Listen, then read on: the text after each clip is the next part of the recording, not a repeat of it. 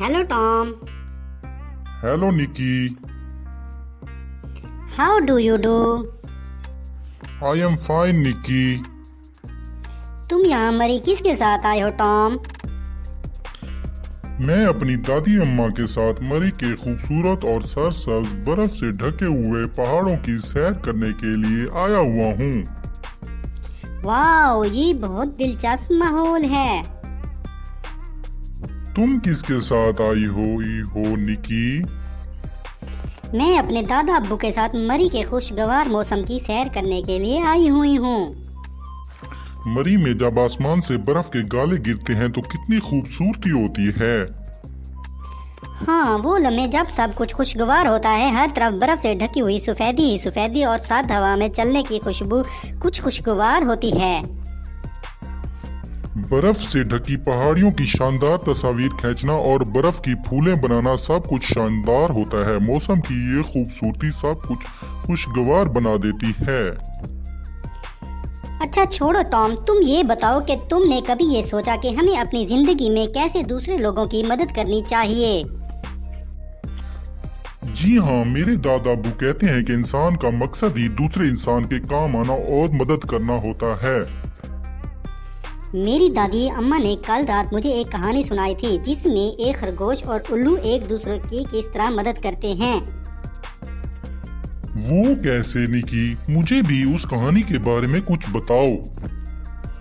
एक जंगल में एक उल्लू और खरगोश रहते हैं। एक मर्तबा खरगोश एक जाल में फंसा हुआ होता है। खरगोश उस पर रहम करता है और उसे जाल से अपने नुकीले और तेज दांतों से कुतर कुतर कर निकाल देता है और फिर उन दोनों की दोस्ती हो जाती है। वाओ, ये बहुत अच्छा है। It's amazing.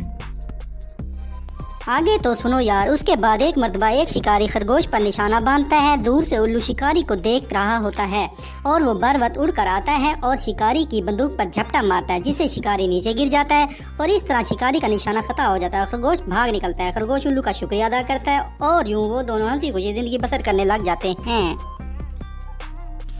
वाह निकी, बहुत अच्छा। अच्छा ये बताओ, इससे हमें क्या नतीजा अखज़ होता है?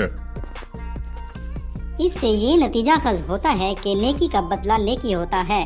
अगर आज आप किसी पर एहसान करोगे तो कल वो आपको एहसान का बदला एहसान से देगा। बेटा बहुत अच्छे, मैं तुम्हारी कहानी सुन रहा था।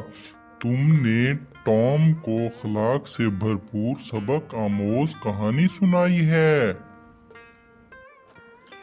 दादा जान, मैं निकी का शुक्रगुजार हूँ कि उसने मुझे एहसान के बदले एहसान पर बहुत अच्छी कहानी सुनाई है। आइंदा मैं इस पर अमल करने की भरपूर कोशिश करूँगा और अपने दोस्तों को भी ये सबक दूंगा।